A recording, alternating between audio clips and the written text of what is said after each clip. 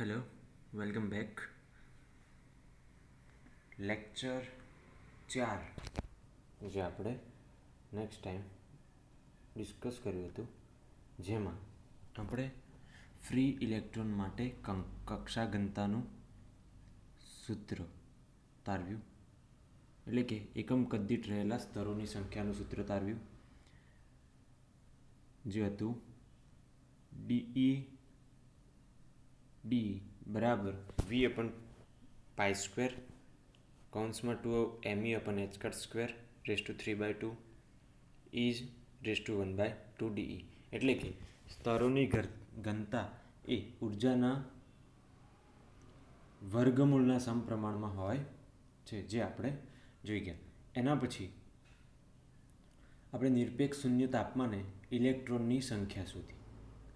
નિરપેક્ષ શૂન્ય તાપમાને ઇલેક્ટ્રોનની સંખ્યા, તો નિરપેક્ષ શૂન્ય તાપમાને ઇલેક્ટ્રોનની સંખ્યા n એ કોના સમપ્રમાણમાં હોય છે?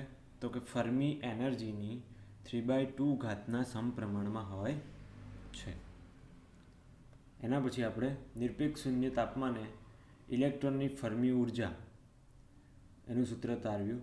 તો EF = 3n² rays two 2/3.h²/2m. એટલે કે ફર્મી એનર્જી એ ઇલેક્ટ્રોનની સંખ્યાની n ની 2/3 ઘાતના સમપ્રમાણમાં હોય છે. ઓકે, ચાલો. તો આજના ટોપિકમાં આપણે ડિસ્કસ કરીશું નિરપેક્ષ શૂન્ય તાપમાને ઇલેક્ટ્રોનની ફર્મી ઉર્જા.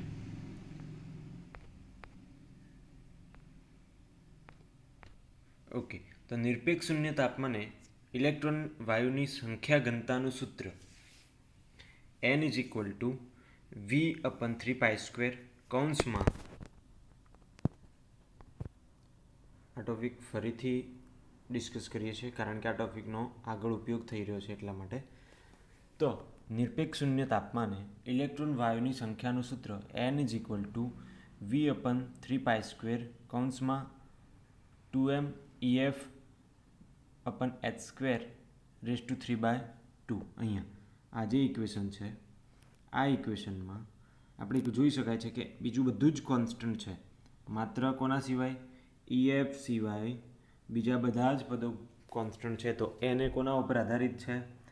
n ચલે છે EF રેઝ ટુ 3/2. ઓકે, હવે જે સમીકરણ 1 છે, એ જે આપણું સમીકરણ 1 છે આરું, એ સમીકરણને એકની બંને બાજુ શું લઈએ? લોગ લઈએ. બરાબર છે. અને કોન્સ્ટન્ટને આપણે અલગ કરી દઈએ. બરાબર છે. કોન્સ્ટન્ટની હાલ આપણે જરૂર નથી. તો log n બરાબર log EF raise to 3/2, Fermi energy raise to 3/2. તો log n બરાબર સાદુરૂપ આપીશું તો 3/2n ln EF plus c, જે ઇક્વેશન નંબર 2 દર્શાવે છે. બરાબર છે. ઓકે, હવે સમીકરણ 2ની બંને બાજુ EFની સાપેક્ષે વિકલન કરતા, સમીકરણ 2ની બંને બાજુ EFની સાપેક્ષે વિકલન કરીએ તો 1 log શું થશે? 1 logનું તો 1/n dn/dEF આ ઇક્વેશનમાં, અને આનું 3/2 કોન્સ્ટન્ટ એમના એમ log EFનું 1/EF ઇન્ટુ dEF/dE. બરાબર, આની વેલ્યુ 1 થઈ જશે, જે હવે આપણે જોઈશું. તો 1/n dn/dEF બરાબર 3/2 1/EF. ઓકે, હવે n ને આ બાજુ લઈ લઈએ, n ને અહીંયા લઈ લઈએ, તો dn/dEF બરાબર 3/2 n EF. હવે dn/dEF બરાબર શું છે? જે આપણે આગળ સ્તરોની ઘનતામાં જોઈ ગયા કે dn/dEF બરાબર સ્તરોની ઘનતા એકમ કદ દીઠ રહેલા સ્તરોની સંખ્યા. બરાબર છે. ઓકે, તો DE બરાબર શું મળ્યું આપણને? 3/2 n/EF. ઓકે, સ્તરોની સંખ્યા અને ફર્મી એનર્જી અને ઇલેક્ટ્રોનની સંખ્યા વચ્ચેનો શું મળ્યો? એક સંબંધ. તો સ્તરોની ઘનતા E બરાબર 3/2 n EF. ઓકે, ચાલો એના પછી નેક્સ્ટ છે. એમાં જ જો એકમ કદમાં રહેલા ઇલેક્ટ્રોન n હોય તો એકમ કદમાં રહેલા ઇલેક્ટ્રોન કેટલા હોય? n. તો ટોટલ કેટલા થશે? n/v. બરાબર છે. ઓકે, હવે n is equal two capital n ની વેલ્યુ સમીકરણ 1માં છે આ રહી. બરાબર છે. ઓકે, તો એ વેલ્યુ આ સમીકરણમાં મૂકીશું. તો n is equal two v/3π² કૌંસમાં 2m EF/h² raise to 3/2 into 1/v. v અને v કેન્સલ આઉટ થઈ જશે. તો આપણને n ની વેલ્યુ મળશે n ઇઝ ઇક્વલ ટુ 1/3π² કૌંસમાં 2m EF/h² રેઝ ટુ 3/2. હવે આ સમીકરણની બંને બાજુએ 2/3 ઘાત વડે ગુણતા શું કરવાનું છે? બંને બાજુ 2/3 ઘાત વડે. તો અહીંયા ગુણીશું તો n થશે, n ની શું થશે? n ની 2/3 ઘાત, જે આ સમીકરણમાં n/2/3 into 1/3π² rays to 2/3.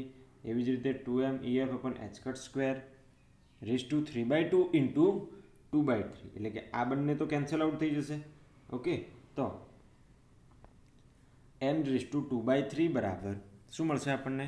1/3π² rays to 2/3. ચલો આ બંને કેન્સલ, તો નીકળી જશે ઘાત. તો 2m EF/h². હવે જે આપણું જે EF છે આપણે શોધવાનું શું છે? ઇલેક્ટ્રોનની ફર્મી ઉર્જા. તો હવે ઇલેક્ટ્રોનની ફર્મી ઉર્જા EFને શું કરીશું? સૂત્રનો કર્તા બનીશું. તો સૂત્રનો કર્તા બનાવતા શું મળશે? આ જો 3π² n² જોડે ગુણાઈ જશે n રેઝ ટુ 2/3 વડે. તો 3n π², બંને બાજુ 2/3 ઘાત છે એટલે 2/3 લખી શકીશું બંને કૌંસમાં. પછી આ h² છે એ ઘાતના ઉપર જતું રહેશે અને 2/m છેદમાં આવશે. તો 3n π² raise to 2/3 into h²/2m. ઇલેક્ટ્રોનની ફર્મી ઉર્જા EF એ કોના સમપ્રમાણમાં છે? તો n રેઝ ટુ 2/3. ઓકે, ચાલો એના પછી નેક્સ્ટ છે નિરપેક્ષ શૂન્ય તાપમાને ફર્મી ઇલેક્ટ્રોનનો વેગ. નિરપેક્ષ શૂન્ય તાપમાને ફર્મી ઇલેક્ટ્રોનનો વેગ. તો ફર્મી ઉર્જાનું સૂત્ર આપણે હાલ જ જોયું. તો કે EF ઇઝ ઇક્વલ ટુ, જે આપણી આ સ્લાઇડમાં, તો કે EF is equal to 3n π² raise to 2/3 into h²/2m. આપણે આ ફર્મી ઉર્જાનું સૂત્ર બે વાર, એટલે કે બીજી વાર એનું રિવિઝન એટલા માટે કર્યું સંપૂર્ણપણે કારણ કે આપણની આગળની થિયરીમાં એનો ઉપયોગ થઈ રહ્યો છે. ઓકે, તો ફર્મી ઉર્જા EF બરાબર 3n π² raise to 2/3 into h²/2π, જે આપણે હાલ સૂત્ર તારવ્યું. હવે EFનું એક બીજું સૂત્ર પણ છે Eનું, તો કે h² વેવ વેક્ટરના ફોર્મમાં /2m. જો EF લખું તો અહીંયા KF અને EF લખશે, KF અને EF લખવા પડે.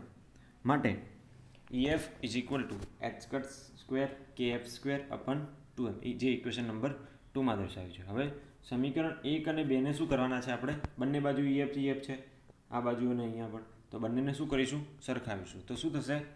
સમીકરણ 1 અને 2 ને સરખાવતા તો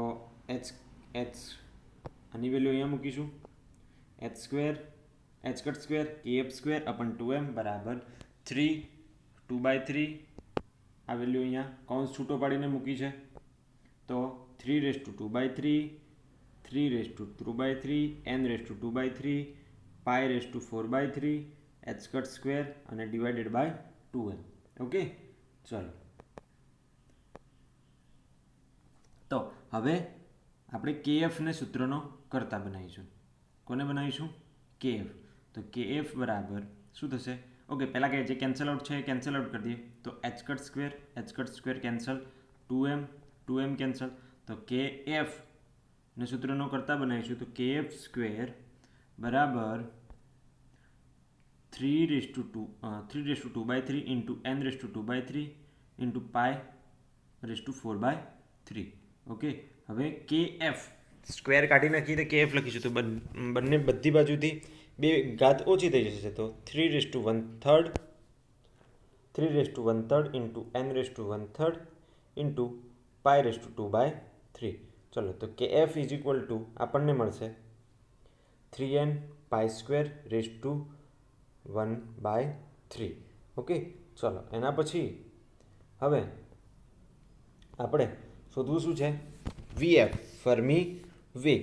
તો P is equal two mv momentum, P is equal two mv. એ સૂત્ર પરથી આપણે લખીએ તો P is equal two mv અને બીજું એક સૂત્ર વેવ વેક્ટરના ફોર્મમાં h કટ kf લખાય. ચલો તો હવે ફરીથી સમીકરણ 4 અને 5ને સરખાવીશું. તો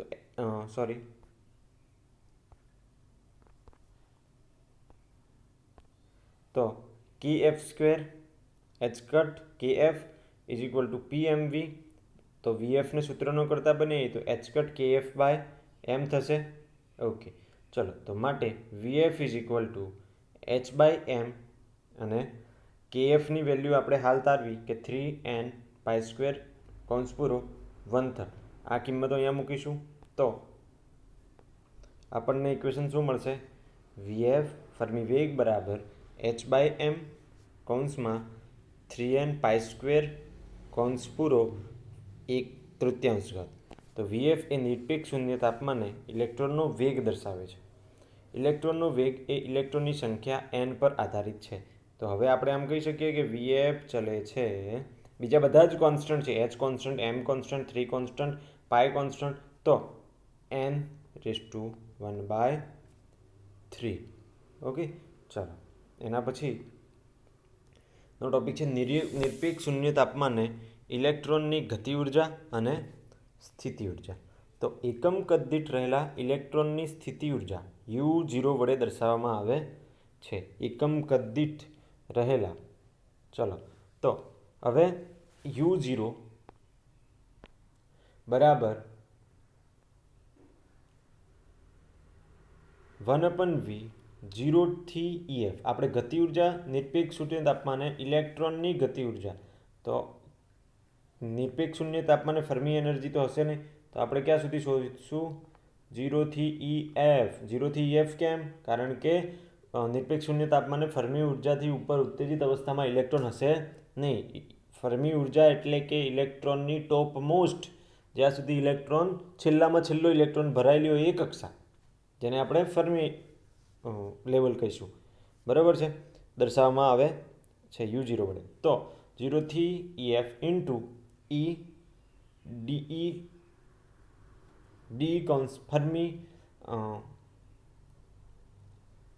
સ્તરોની સંખ્યા ઇન્ટુ DE.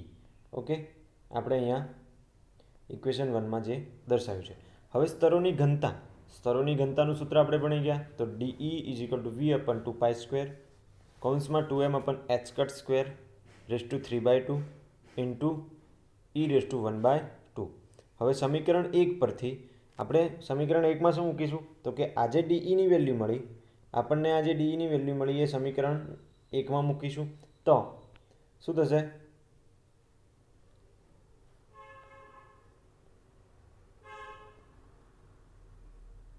તો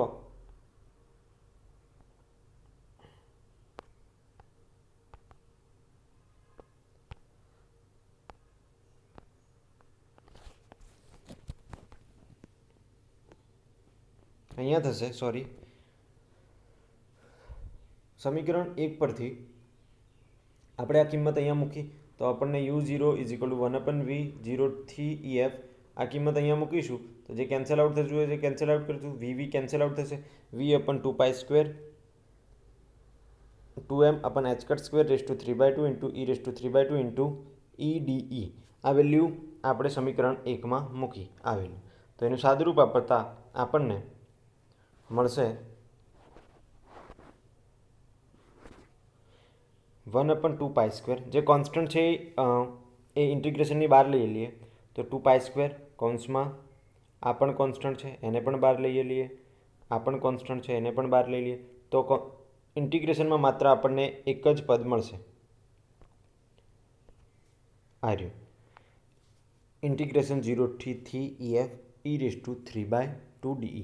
અહીંયા e⁻² અને e હતા તો એની શું લખીશું આપણે e⁻³². ઓકે, ચલો હવે તો એનું ઇન્ટિગ્રેશન કરીશું તો શું થશે 0 થી EFમાં તો e⁵ ડિવાઇડેડ બાય 5/2 કૌંસ પૂરો 0 to EF.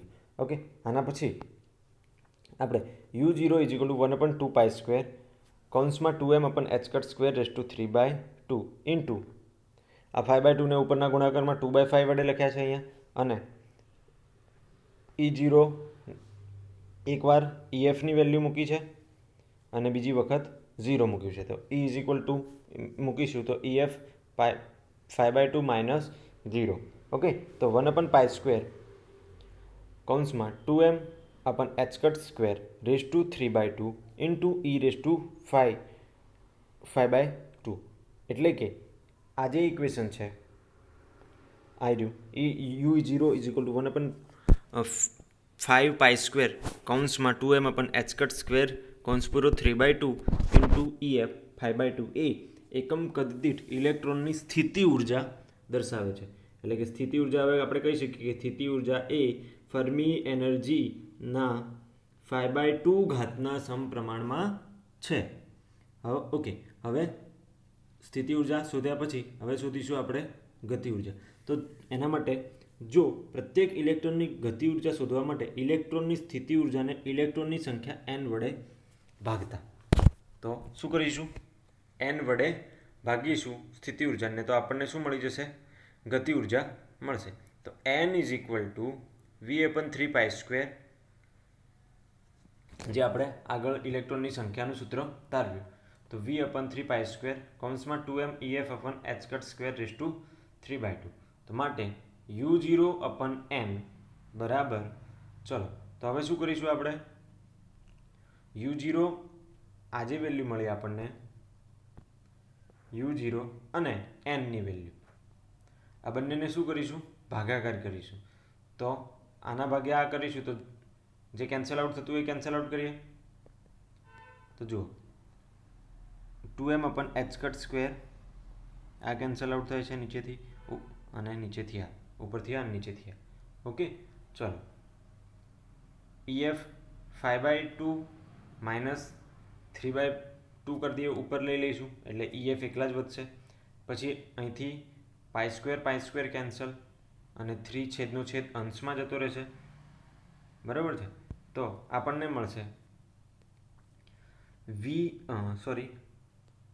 3/5v into EF.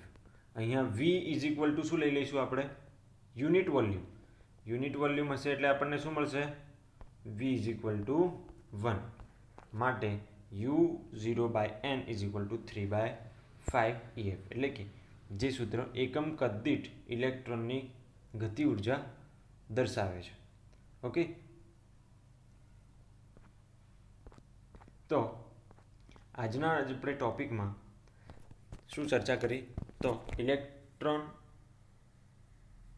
માટે ફર્મી ઉર્જા, બરાબર. હવે ઇલેક્ટ્રોન વાયુનું સૂત્ર હતું જે આપણે લેક્ચર નંબર 4માં જોઈ ગયા. એના પછી આપણે EFનું સૂત્ર તારવ્યું જે n² સમપ્રમાણમાં હોય છે.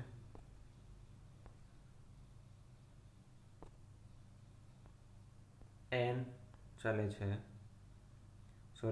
EF ચાલે છે n⁻²/3 જે આપણે આ સૂત્ર ઇક્વેશન નંબર 4 પરથી જોઈ ગયા.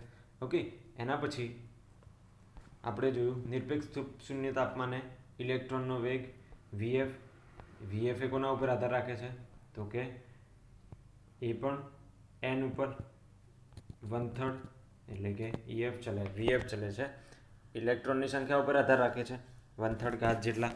ઓકે, એના પછી આપણે ડિસ્કસ કર્યું નિરપેક્ષ શૂન્ય તાપમાને ઇલેક્ટ્રોનની ગતિ ઉર્જા અને સ્થિતિ ઉર્જા. ગતિ ઉર્જાનું સૂત્ર તારવ્યું u0 = 1/5π² કૌંસમાં 2m/h²⁵² ઇન્ટુ EF 5/2 એટલે કે સ્થિતિ ઉર્જા એ U0 એ ફર્મી ઉર્જા EFની 5/2 ઘાતના સમપ્રમાણમાં હોય છે. ઓકે, બીજા બધા કોન્સ્ટન્ટ છે જે આપણે અહીંયા જોઈ શકાય છે કે આ બધા શું છે? કોન્સ્ટન્ટ. ઓકે, હવે જો પ્રત્યેક ઇલેક્ટ્રોનની ગતિ શોધવા માટે આપણે સ્થિતિ ઉર્જાને શું કર્યું? n વડે ભાગી નાખે. બરાબર? તો n વડે ભાગતા આપણને શું મળ્યું? U0/n = 3/5 × EF, જે એકમ કદ દીઠ ગતિ ઉર્જા દર્શાવે છે. Okay, thank you.